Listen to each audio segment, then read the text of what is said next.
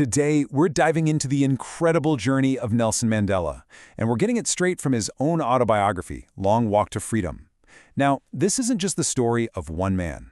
It's a powerful lesson in struggle, in sacrifice, and what it truly, truly means to be free. Okay, so first things first. To really get a handle on Mandela's story, we have to understand what he was fighting against: apartheid. Imagine a political system designed specifically to separate people based on their race.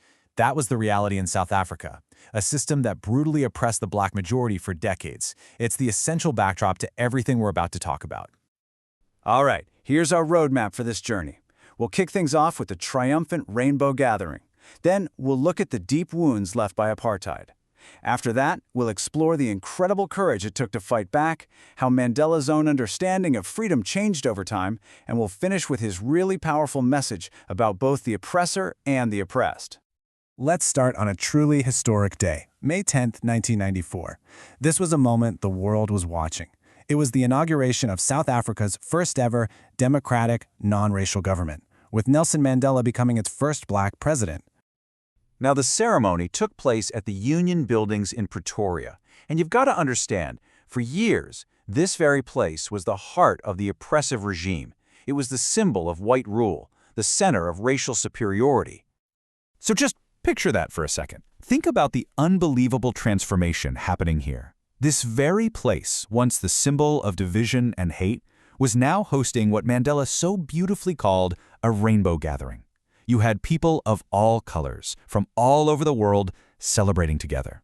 The contrast is it's absolutely breathtaking. In his speech, Mandela made it crystal clear this wasn't just a victory for South Africa. No, this was a victory for all of humanity. It represented a global win for the core ideals that we all value: justice, peace, and basic human dignity. But, a joyful day like that doesn't just appear out of thin air. It was built on a foundation of unimaginable suffering.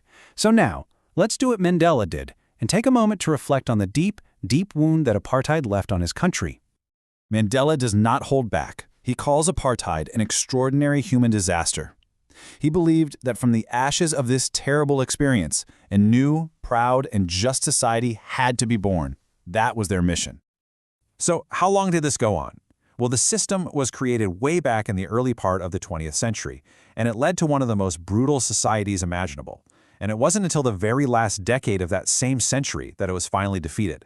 We are talking about an entire lifetime of struggle. You see, freedom had a price, and it was paid for by countless men and women. Mandela was always aware that he stood on the shoulders of giants, and this gave him a really unique perspective on what it even means to be brave. He never saw himself as some singular hero. Not at all. Instead, he felt he was the embodiment, the sum total of all the freedom fighters who had sacrificed before him. He felt their pain, and he carried their legacy, wishing he could just thank them for what their sacrifices had made possible. He honors these heroes who came before him, people of extraordinary courage, wisdom, and generosity. And he makes this really powerful point that maybe it takes that kind of profound oppression to forge such incredible character. It's like diamonds being formed under intense pressure, right? These leaders were the unintended product of a brutal system. And this brings us to Mandela's definition of courage, which is so important. He learned from his comrades that courage isn't about not being afraid.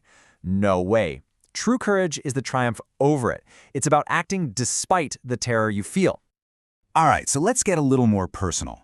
Mandela's own idea of what freedom meant wasn't static. It wasn't set in stone. It actually grew and evolved throughout his life. It was a journey of understanding.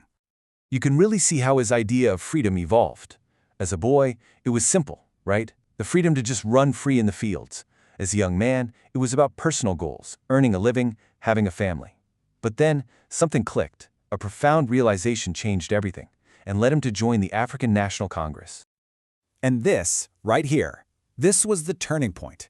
He realized his own personal freedom meant absolutely nothing if his brothers and sisters were not free. He understood that freedom, well, it can't be divided up. As long as anyone was oppressed, he was oppressed too.